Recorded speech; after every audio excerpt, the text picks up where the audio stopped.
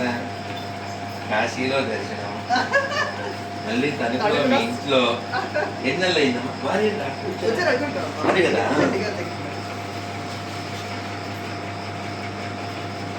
అదృష్టం కొద్ది బాగుంటుంది.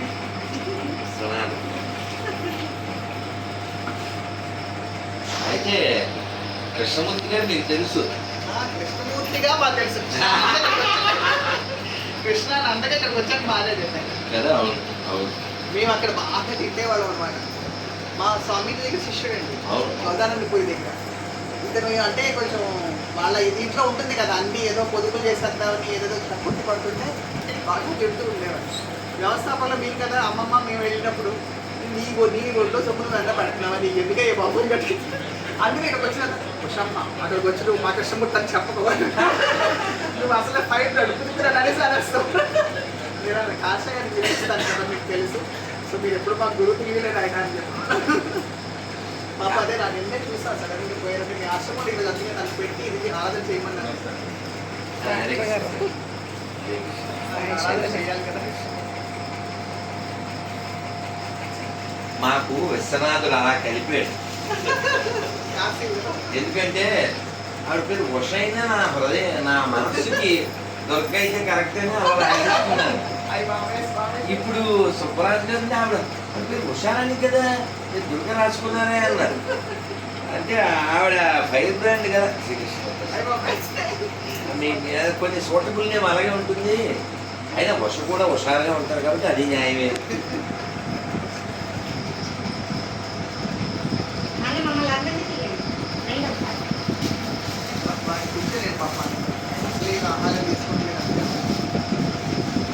మనస్సు శరీరం వలన మనస్సు మీద పడుతుంది కదా. ఇప్పుడు చూడండి, ఆ శబ్దం కట్టేస్తే మనస్సు కొంచెం రిలాక్స్గా అవునా? చూసారా సైలెన్స్ ఎంత వైలెంట్గా ఉందో అంటారు. అలాగా మనం మనస్సుకి ఇచ్చే ట్రైనింగ్ కూర్చొని రాగలిగితే రండి, ఎందుకు మీరు రెస్ట్ తీసుకోండి కదా.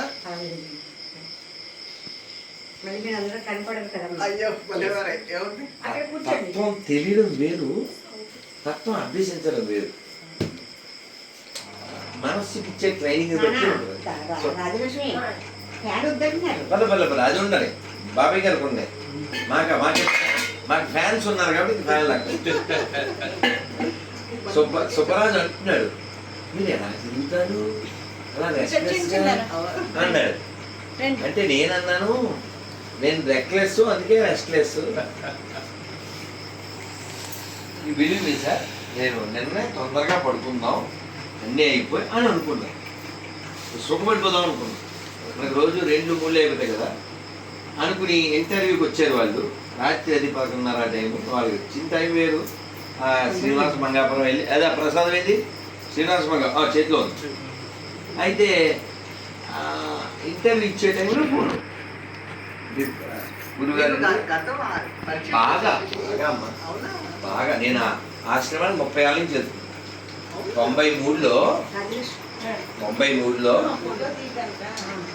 93లో అక్కడ కార్యక్రమానికి స్వామీజీ పిలిస్తే నేను వెళ్ళాను. నేను అనేది 93లో కార్యక్రమం ఏదో మొత్తం శంకర్ జయంతితో ఏదో కార్యక్రమం, ఆ కార్యక్రమంలో పాల్గొనడానికి వెళ్ళాను. వెళ్ళినప్పుడు అక్కడ మీలా ఒక అమ్మ ఉన్నారమ్మ. అమ్మ అమ్మ అనేవాడిని, ఆడి పేరు పెట్టి పిలిచేది. ఆవిడ 4 పిల్లలు, వాళ్ళు అన్నయ్య అన్నయ్య అని పిలిచారు. ఇప్పుడు పెద్దోళ్ళు అయిపోయి కూడా ఒకసారి కలిశారు. అదే నా బండ గుర్తు ఏం తెలుసు అంటే నేషనల్ షూ మార్ట్ అని ఉండేది. అదొక మెమరీ. అయితే మన కృష్ణానంద స్వామితో తిరుమల వెళ్ళాం. తిరుమలలో వీరు ఉపన్యాసం ఎక్కడంటే మన ఆస్థాన మండపం. ఈ ఆస్థాన మండపంలో ఈయన తోడుగా నన్ను పిలిస్తే వెళ్ళాను. వెళ్తే మాకు రామ్ బగీచాలో రూమ్ ఇచ్చి మాకు మంచి దర్శనం చేయించి మళ్ళీ మమ్మల్ని రైల్లో పంపించారు. అదొక అమ్మ మాట్లాడకూడదు, డిస్టర్బెన్స్ కదా, నీకు ఎలాగ మాట్లాడటం రాదు, వినడం కూడా రాకపోతే ఎలాగా. అలా ఒక స్వీట్ మెమరీ. అప్పుడు స్వామీజీ బట్టలు ఈయన ఎప్పుడు సిల్క్ కట్టేవారు. ఉతికాను, అందులో ఏం ఉండదు, రే ఇంకా బాగా ఉతకాలి అన్నారు. సరే నేను చిన్నవాడిని కదా. సో నేను నా బట్టలు ఉతుక్కోవడం చిన్నప్పటి నుంచి మనకి స్వయం సేవకులు కాబట్టి అలవాటు. ఇప్పుడు కూడా నేను బట్టలు నేనే ఉతుకుంటాను. వీళ్ళు ఏమైనా ఆరేస్తారు అంతవరకు. ఉతికే ప్రోగ్రాం అది బయట అయినా బట్టలైనా. 96 మా పెద్ద స్వామిని పరమతించారు. తెలుసు. వారి తర్వాత తనకేమి సన్యాసం అలా అదేం లేదు, తనగా తీసుకున్నది. మన ఇంటికి వచ్చినప్పుడు అది అన్నాను కదా, వైట్ వేసుకున్నప్పుడు Krishnamurthy it's the night I told you expired అని. అంటే మనం మొత్తం విశ్వనాథ ఆశ్రమం అందరి గ్రూప్స్ ఉంటారు. కానీ ఆ స్వామీజీ తో అంటే నేను చిన్నోడిని ఏదో అప్పుడు వెళ్ళినప్పుడే చూశాను, మళ్ళీ చూడలేదు. కానీ ఆ మాతాజీ ఉండేవారు, ఆవిడంటే మా నాన్నగారికి చాలా ఇష్టం. అసలు ఆవిడ భాగవతం చెప్తే స్పెల్ బౌండ్ అండి. That's what I'm going to narrate. అసలు ఆయన ఇంటికి వచ్చి మా నాన్నగారు అంటే ఈయన చేసిన పుణ్యం ఏంటంటే ఆవిడకి సేవ చేయాలి. సో మా నాన్నగారు యాత్రకి వెళ్ళి బదరీ యాత్ర అదంతా చేసి వచ్చి ఇంటికి వచ్చాక అసలు కృష్ణుడు అసలు ఆ గోపబాలుల్ని, ఆ ఆవుల్ని, ఆ దూడల్ని వాటిని అన్నీ ఎలా సృష్టించాడో, మాతాజీ ఎలా చెప్పారో అవన్నీ పొంగిపోతూ మా నాన్నగారు చెప్పేవారు. అంటే లేటరాన్ని నేను ఇస్కాన్లో జాయిన్ అయిన తర్వాత దాన్ని నేను ఆస్వాదించడం వేరు. అప్పుడు అర్థమయ్యే అవ్వకుండా ఓహో అనుకునేవాడిని. అంటే బ్రహ్మ విమోహలీల అది. అంటే even Brahma getting to Maya, what is people, ordinary people. అందుకని మనం ఎప్పటికీ అతీతులం కాదు, వినయంతో ఉండి గెలవచ్చు. దానికి స్వామి భగవద్గీత చెప్పారు, మాయామేతాం తరంతితే మమ మాయా దురత్యయ అన్నారు. నా మాయని జయించడం సాధ్యం కాదు, శక్యం కాదు. అది ఫస్ట్ లైన్. అమ్మో అని భయపడద్దు. కింద లైన్ చూడు, మాయామేతాం తరంతితే. సమస్య చెప్పారు, సొల్యూషన్ చెప్పారు. కాకపోతే మన ప్రాబ్లం ఏంటంటే అన్నిటికీ నేను, అది పెద్ద ప్రాబ్లం. ఈ నేను వలన మనకు వచ్చేది మేను. ఇది this day or tomorrow, one day this going to గాను. No one keep even one small your bone, but you feel everything is my own and you rise your tone అని ఇది ఇంగ్లీషు చెప్పాను. దీన్ని గడ్డి పెట్టింది ఎవరంటే శంకరాచార్యులు వారు. ఎవరు గడ్డి పెట్టారు? మా కురు ధన జన యౌవన గర్వం హరతి నిమేష కాల సర్వం మాయామయమిదం అఖిలం హిత్వా బ్రహ్మపదం త్వం ప్రవిశ విదిత్వా భజ గోవిందం భజ గోవిందం గోవిందం భజ మూఢమతే. ఇప్పుడు శంకర్లు వారు ఎవరిని మూఢమతే అన్నారు? అక్కడ గంగలో స్నానం చేస్తూ డుక్కం కర్నే అన్నారే, ఆయన అన్నారా? నిన్నన్నారా? మనని అన్నారు. మనమంతా మూఢమతులే కదా. మూఢత్వం అంటే ఏమిటి? ఇది నేను అనుకోవడం మూఢత్వం. సిద్ధి పొందడం అంటే ఏంటి? ఇందులో నేను ఉన్నాను అని తెలుసుకోవడం. యోగి వేమన సినిమా చూడండి, పిచ్చెక్కిపోతుంది. అంటే ఎవ్రీ పార్ట్ లాస్ట్ ఆయన వెళ్ళిపోతాడు, ఆ ఒక్కటి కంక్లూషన్ ఆఫ్ ఎవ్రీథింగ్.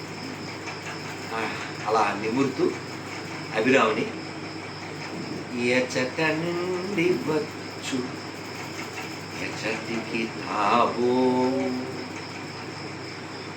తెలియనేర్చినేని సర్వముక్తుడగును సర్వముతానగును విశ్వదాభిరామ విడుదవేమ అని అలా అడుగులు అడుగు వేసుకుంటూ ఆయన గుహలోకి వెళ్ళిపోతాడు. ఆ వెళ్ళిపోగానే ఈ స్నేహితుడు, ఈ అభిరామం మంచి పాట పాడతాడు, భలే ఉంటుంది అది. వేదాతీతుడు వేమన, వేదాతీతుడు వేమన, భలే ఉంటుంది. అంటే అసలు మనం పట్టాలి, పడితే కథ వేరుంటుంది. మనకు అక్కర్లేని అన్నీ పడతాయి. దానికి అన్నమై తిడతాడు, ఎక్కడి మానుష జన్మం వెత్తిన ఫలమేమున్నది, నిక్కము నిన్నే నమ్మితి నీ చిత్తంబికను, నీ చిత్తంబికను. విడువను ఆహారంబును విడువను ఇంద్రియ భోగము, విడువను మిక్కిలి ఆశలు మాధవ నీ మాయా. విడిచెద షట్కర్మము విడిచెదనా వైరాగ్యంబును, విడిచెదనాచారంబును మాధవ నీ మాయా. అసలు ఎంత బాగా చెప్తాడు చూడండి ఆ చివరిలో.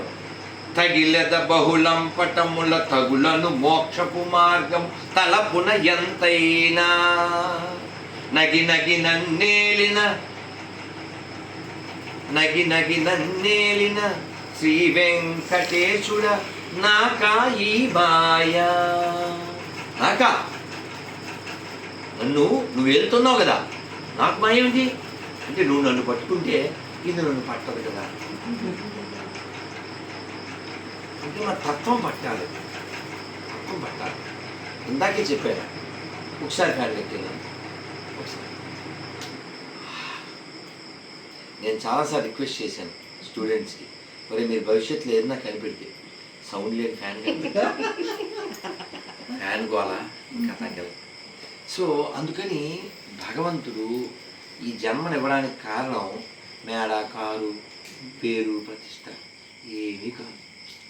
మన ఆస్తి వైరాగ్యం అయింది. నాకు వైరాగ్యం ఏం చేస్తుందంటే అదొక ఫెన్సింగ్లా కాపాడుతుంది. అందుకని వైరాగ్యం ఉంటే ఎలా బిహేవ్ చేస్తాడో ఆ లక్షణాలని భగవద్గీతలో 12లో చెప్పాడు. ఏమని అందరు చెప్పండి.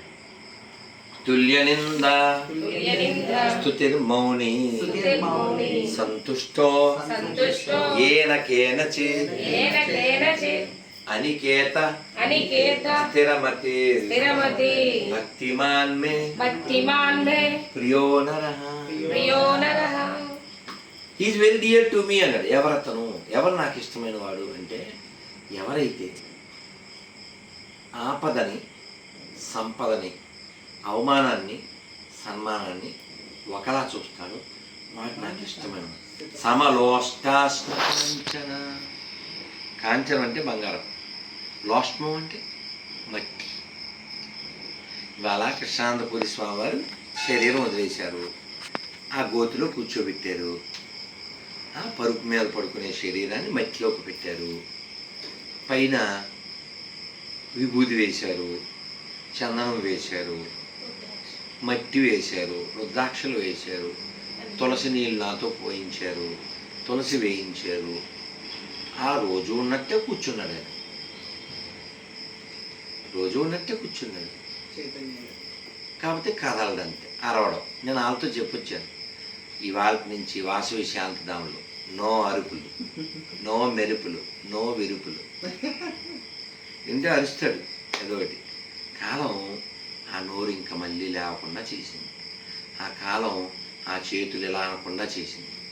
కాబట్టి మనం ముందే సిద్ధపడాలి, ముందే శుద్ధపడాలి. నేను మొన్న సభలో అడిగాను తిరుపతిలో, రేపు లేకపోయినా పర్లేదు అన్నోళ్ళు చేస్తాను అన్న. దుర్మార్గం కదా క్వశ్చన్ కదా. అలా అంటే ముగ్గురు నలుగురు ఎత్తారు.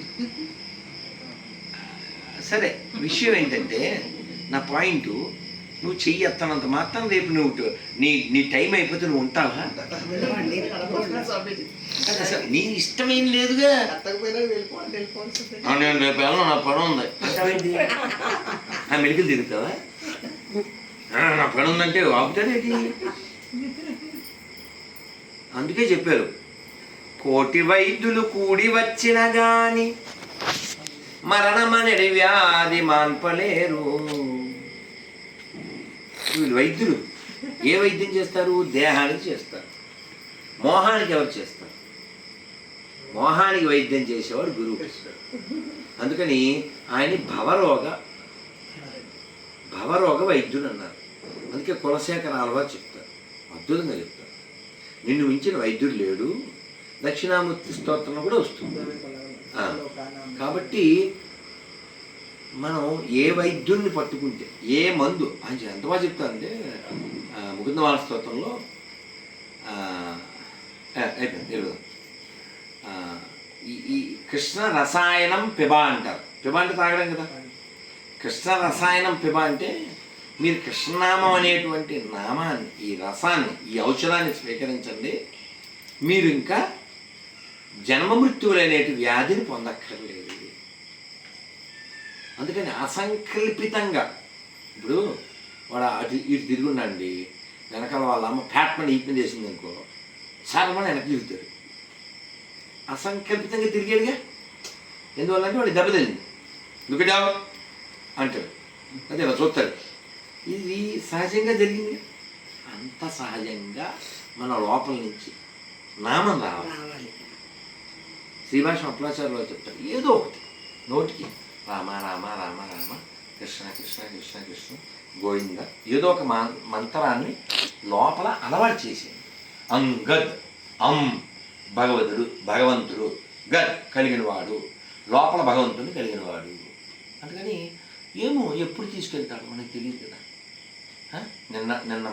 మొన్న మంచం మీద పడుకున్న ఆయన, నిన్న ఈ టైంలో దాని ఒకటి బాక్స్లో ఉన్న ఆయన ఇప్పుడు సమాధిలో ఉండాలి. ఒక వారం తర్వాత ఆ శరీరంలో ఉన్న ఒక్కొక్కటి మట్టిలోకి వెళ్ళిపోతుంది. దీనికి ఎన్ని నూనెలు రాసి, ఎన్ని పౌడర్లు కొట్టి, ఎన్ని దూరాలు వెళ్ళి, దురదొస్తే గోడ గోక్కుని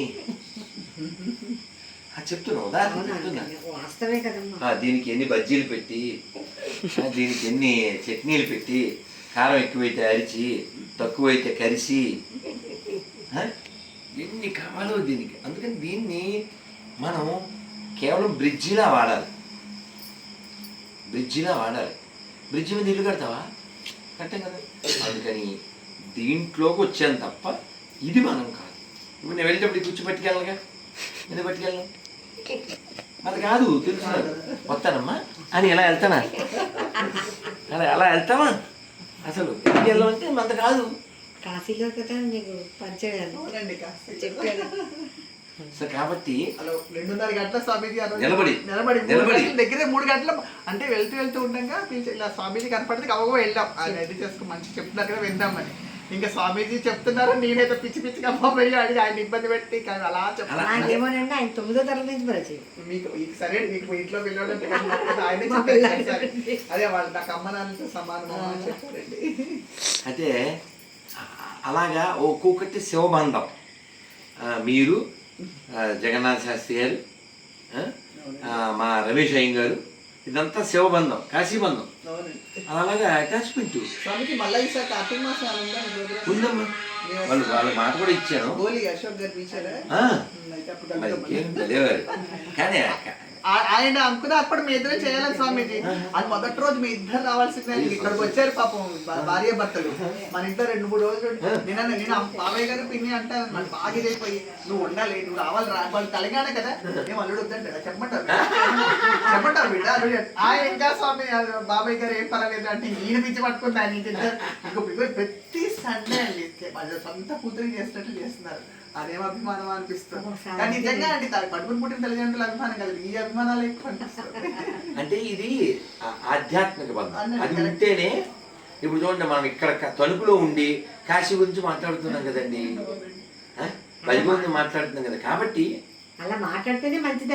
అలా మాట్లాడితేనే నువ్వు కరెక్ట్ గా ఉన్నట్టు. అవును. మనకి భోజన మంత్రం చెప్తాం. ఏం చెప్తాం?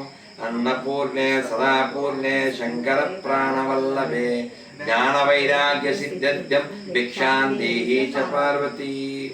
ఆ మాతా చ పార్వతీ దేవి, పితా దేవో మహేశ్వర, బాంధవా శివభక్తాశ్చ స్వదేశో భువనత్రయం. ఇక్కడ అన్ని లోకాలు కాబట్టి మనం అందుకే అన్నమయ్య అంటాడు ఏమని? అద్భుతం అనమాట. మా గురువుగారు వెళ్ళిపోదాం లాస్ట్. మా గురువుగారి బర్త్డేకి పాడాను నేను. మా గురువుగారి వాళ్ళ మిస్సెస్ చాలా బాగుంది రాధా మనోహర్, ఇది అన్నమైదేనా అని ఆనందపడ్డారు. ఏంటి ఆ పాట అంటే, ఎదుట ఎవ్వరు లేరు ఇంత విష్ణుమయమే, ఎదుట ఎవ్వరు లేరు ఇంత విష్ణుమయమే, వదలక హరిదాస వర్గమైన వారికి ఎదుట ఎదుట ఎవ్వరు లేరు ఇంత విష్ణుమయమే. కాబట్టి మనమందరం కూడా ఎంతో భాగ్యవంతులు. నిన్న ఈ సమయంలో నేను శ్రీనివాస మంగాపురంలో దర్శనం అయిపోయి బయటకు వచ్చి ఏకాంత సేవ అయిపోయాక ఆ గుడి బయట ఉన్నటువంటి ఒక రాముల వారి గుడిలో కూర్చుని భజన చేస్తూ ఉన్నాను. ఇప్పుడు తణుకులో ఉన్నాను. ఏమైనా సంబంధం ఉందా? ఆ ప్రసాదం మీకు ఇవ్వాలి కాబట్టి వచ్చాను అంతే. అదృష్టవంతులు దక్కిందండి కదా కదా. అందుకని మనం ఎప్పటికీ కూడా మన మనస్సులో అన్నమయ్య ఫీల్ అయినట్టే మనం ఫీల్ అవ్వాలి. ఇదిగాక సౌభాగ్య మిదిగాక తపము మరి ఇదిగాక వైభవం ఇంకొకటి కలదా. నీకైందా? కాబట్టి మనం అందరం కూడా ఎప్పుడు అన్నమయ్య చెప్పినట్లుగా గోవింద నామస్మరణ, ఎప్పుడు గోవిందుడి యొక్క రూపం ఎప్పుడు ఆ స్మరణ జరుగుతూ ఉంటే మనం ఇంకో 10 ఏళ్ళు ఉన్నా పర్లేదు, 10 నిమిషాల్లో పోయినా పర్వాలేదు. ఎప్పుడు సిద్ధంగా ఉండాలి, దానికోసం శుద్ధంగా ఉండాలి. ఆ శుద్ధత్వం ఎలా వస్తుందంటే కేవలం నామం చెబితేనే వస్తుంది. అందుకని ఎప్పుడు చెప్పండి, హరే కృష్ణ హరే కృష్ణ కృష్ణ కృష్ణ హరే హరే హరే రామ హరే రామ రామ రామ హరే హరే గోవిందా. ఓం అపవిత్ర పల్లుడు సార్, అపవిత్ర పవిత్ర స్థానంలో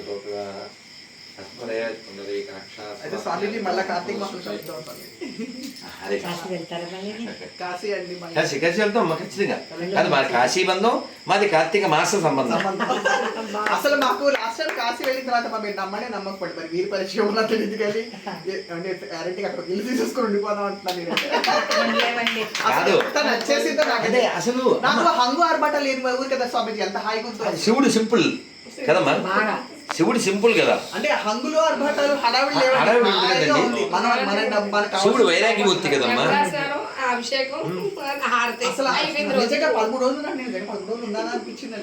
శివుడు సింపుల్ పర్సనాలిటీ కదా, ఆయనకి ఏం అక్కర్లే కదమ్మా.